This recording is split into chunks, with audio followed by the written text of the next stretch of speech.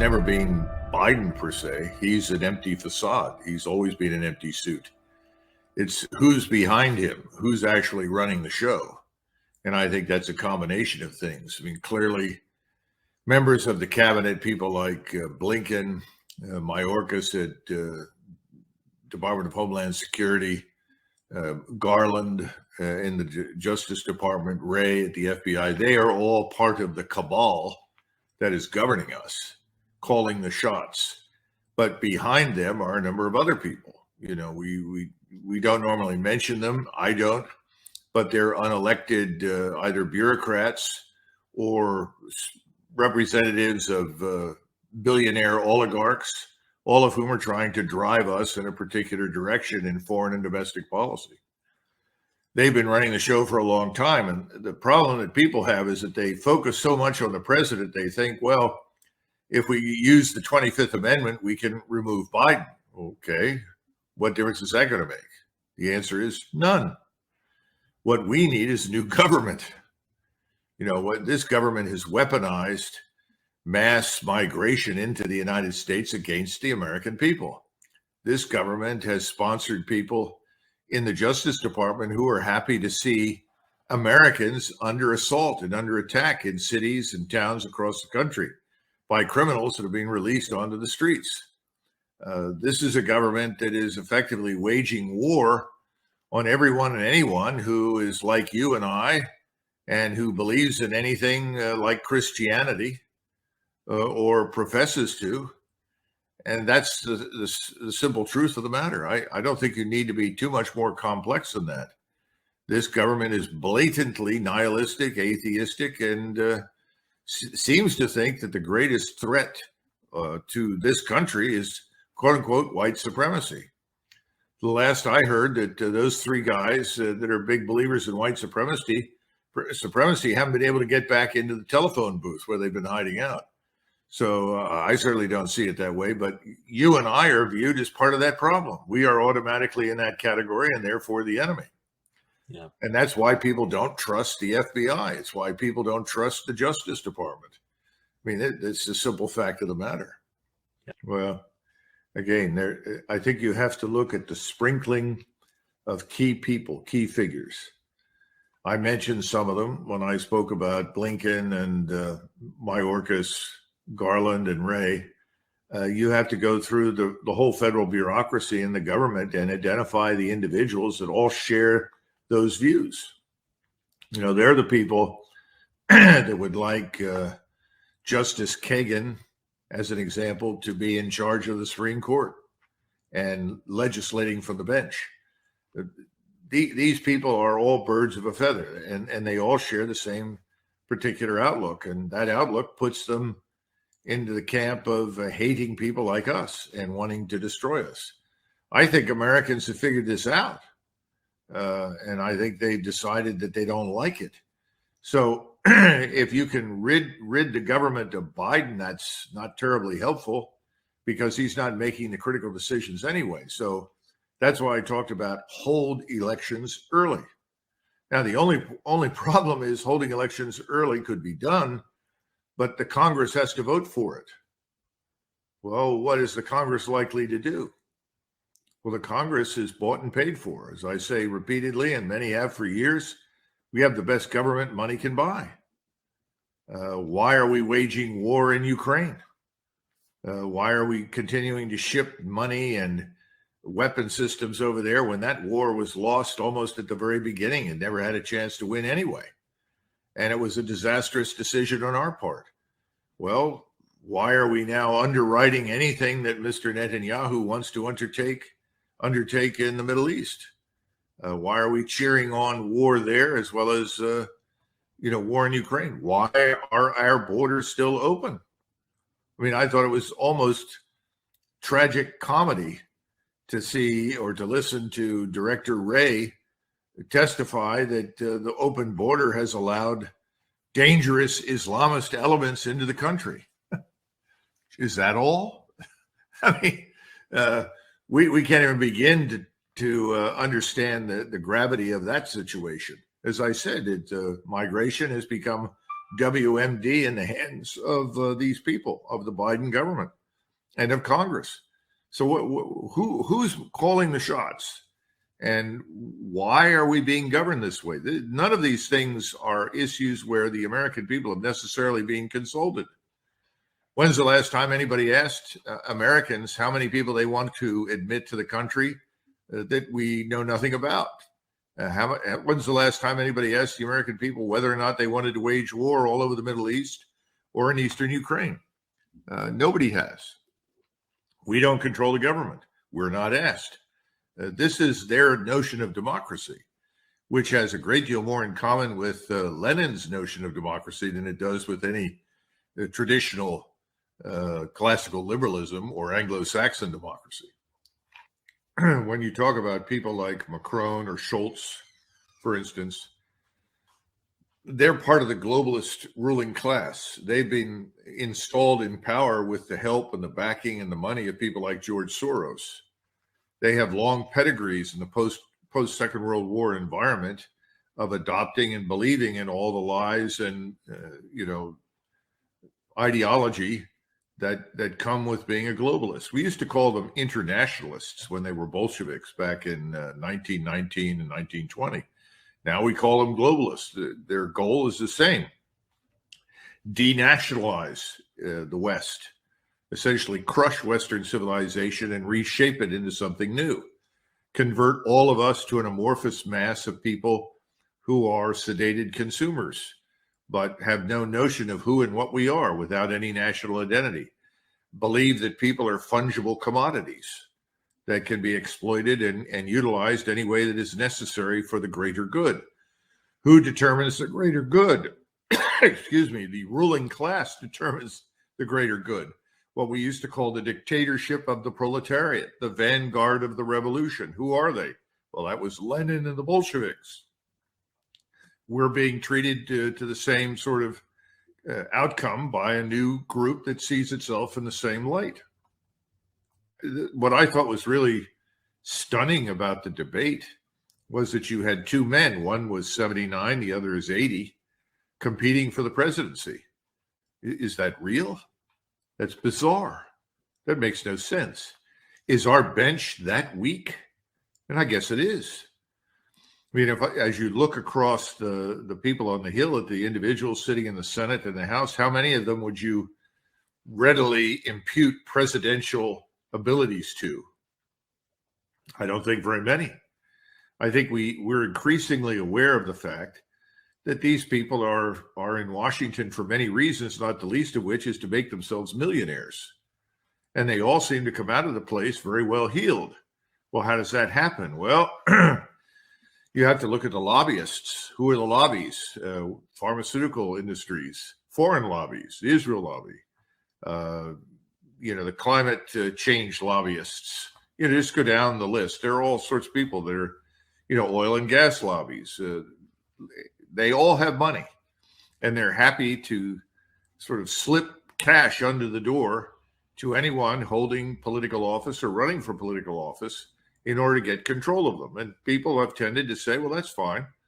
There was a gentleman named Buck, I can't remember his first name, who was a congressman from Colorado, came from Westminster, Colorado, outside of Denver.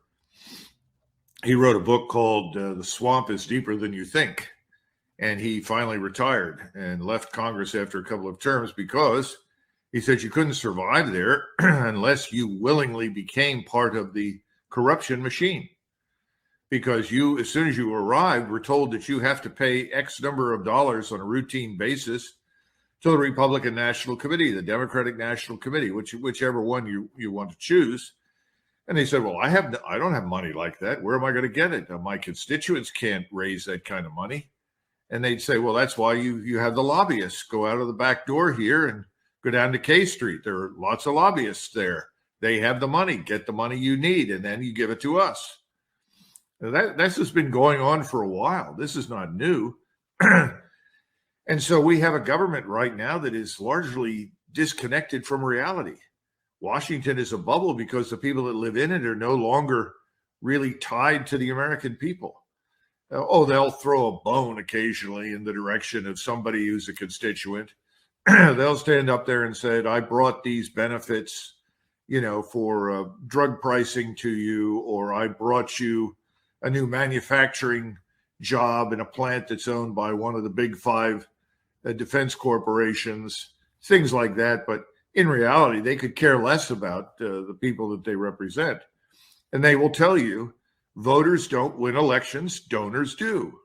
And they know that if they don't do what the donor wants, the donor will support their adversary, their opponent, and unseat them either in the primary, or in the general election. So their attitude is it's either I get into this game and I do what I have to do to stay here, or somebody else will do it. And then over time, it becomes very profitable. They learn how to manipulate this thing. Look at all the insider trading. You could probably indict 80% of the members of the House and the Senate for insider trading at some point. I mean, this information is available to them, and they take advantage of it. And who's prosecuting them? We'd have special prosecutors all over the place, busy until hell freezes over, if we started to dig into what all of these people are up to. So that's why when I said hold elections, the point is let's start over, because what we've got is too rotten to the core to fix. Whereas everybody talks about reform, you can only reform so much. You end up tinkering on the margins in most cases because everybody says, well, it's too difficult to fix things. Because it's like an old house. You buy an old house and you've lived in the old house forever. You keep living there, but the thing's falling apart. It's got serious problems. You've got termites in the foundation, termites in the walls, rats in the basement. The heating system doesn't work very well anymore. So you say, I've got to fix this thing. Well, to fix it, it's so old and so rotten, you got to pull out all the rivets. You got to pull everything apart. You got to tear everything out and rebuild this thing from the ground up. That's what we need to do in Washington. I think more and more Americans are realizing it. I've always focused on defense, but it's not just defense. It's the intelligence community falls into the same category. Most of the federal government does. You look at this Department of Agriculture. We were once the world's greatest agrarian power. We've shot ourselves in the foot. We no longer are. We could be again, by the way, in terms of food production. And so if you go to Washington, you look at the Department of Agriculture, these buildings are magnificent. They're huge, and they go for several blocks. But we're not in that business anymore. Yet the whole idea behind redistribution of taxpayer money and cash comes into play. And so the Department of Agriculture that we don't actually need for what it was originally designed is another clearinghouse for cash that's doled out to various key figures, various corporations that are involved in agriculture. Well, the same thing is true in defense. You can go throughout Washington, look at all these federal agencies, and you come away with a conclusion of, do we really need to do all of this? And somebody will say, oh, no, we don't need to do any of it. Well, that's not true. Some of it needs to be done. But if we're going to get it done properly, we're going to fix anything, we're going to have to start over. It's beyond the point of, in my judgment, reforming a lot of things. We really got to start over and build everything from the ground up. What's happening there? Well, we're inching up. It was a few days ago or a few weeks ago was 4%. Then it's 4.2%. Then it's 4.5%. When it hits 5%, we're done because we can't service the debt. We're already paying out, $1 trillion out a year for defense. Trillions have to go every year to service the debt. You're going to reach a point where you can't manage it. You can't do it. So then you go to the people that own your debt, the people that have bought your treasuries and effectively have been funding the U.S. government. You say, I need to renegotiate the loan, if you will, in terms that the average American can understand. They say, well, you can try and renegotiate it, but what evidence is there that you're going to pay it off? You are negligent. You have mismanaged your finances. You're so deeply in debt. How can you ever recover? Well, then you say, well, I can make changes. Well, what do you want to change? Nobody wants to change anything in Washington because to change something means that you disrupt the money flow. Everybody wants to keep the money going, but you can't. So what are you going to do? You got to cut spending. Cut spending? That's outrageous. That can't be done. We have over 2,000 programs that fall under the sort of broad title of welfare for various people, everything from food stamps to medical support and so forth. How do you deal with that? Well, those 2,000 programs were all originally temporary fixes that all became permanent. They're now entitlements. You're going to cut entitlements? You're going to cut defense? Oh, we can't cut defense. Why not? Well, we have all these enemies outside the country. Do we really? Or are the enemies inside the country? The gate's been open for quite a while. They're already here, and most of them live in Washington, D.C. They're killing us. That's why I said immigration or migration has become a WMD in the hands of our government. You wield it against us, and they love it. Yeah. And they're arrogant. They think they're in power for perpetuity. Just you try to win an election. See how far you get. You know, what have they done? You're turning to each migrant that comes up through the Mexican border and you're saying, here's a 4-digit number. It's part of a social security number. And this entitles you to things. And then we change the law and we say under federal law right now that and this happened under Obama, if someone walks in to vote and thinks they're a citizen, then they may vote. There's no provision to prove it. And if you're asked anything, they're telling these migrants, you've got this 4-digit number. Tell them to call this in the Social Security Department. They'll call Social Security. Yeah, we have those numbers. They're not citizens, but they'll acknowledge that they were given those numbers. How are you going to hold a free and fair election? You know, these people that are in Washington know the game. They've developed it. They're very skilled at playing it. So you've got a problem. You know, these are people in Washington who are convinced of their moral authority and supremacy to everyone else. In other words, they're there for a reason, to guide us. We don't know what we're doing. We have to be retrained, re-educated, and moved in new directions. Where do you think you got diversity, inclusion, and equity? This has nothing to do with equality before the law, which is a cornerstone. How many decades, some people would say, a century or more has been spent in ensuring equality before the law. We achieved that. That's not good enough. Now we have to create special categories of human beings, just as we have multiple genders now. There's no such thing as a man or a woman. Those are artificial constructs. Now you have queer non-binary, whatever that is. I mean, just go down the list. All this is insanity, but it's codified, and it's now being shoved down our throats because the people in charge know better than we do. And when we question any of this, we're Neanderthals. We're throwbacks to the Middle Ages. We don't understand the new world that we're living in.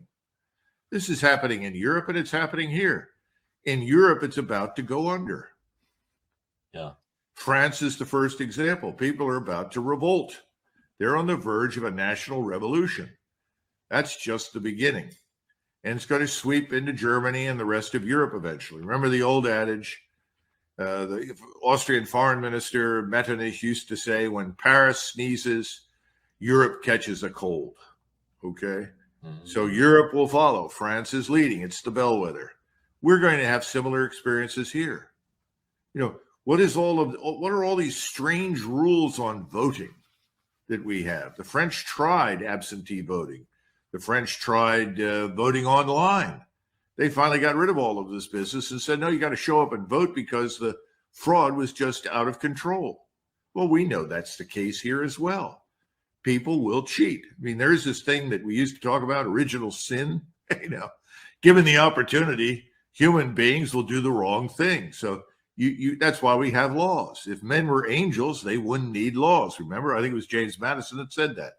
So we've tinkered with all the legal guidance and the laws that we used to uphold and enforce, and we now don't enforce those. We're enforcing these other things that don't make any sense, that are antithetical to the interests of the American people. So I don't know what's going to happen. I don't know if we're really going to have an election. I've said that for a long time. And I'm not for the breakdown of law and order, because once that goes, you're in a lot of trouble. I don't want to see that happen. I don't want to see violence in the streets, because I know where that leads. Anybody who's studied history even superficially understands that. But we're not going to get very far with what we've been doing. And I don't see much evidence that this election, if it is held, is going to bring new people to power who are going to do very much that's different. Because you've got to not only look at the candidate, look at who surrounds the candidate.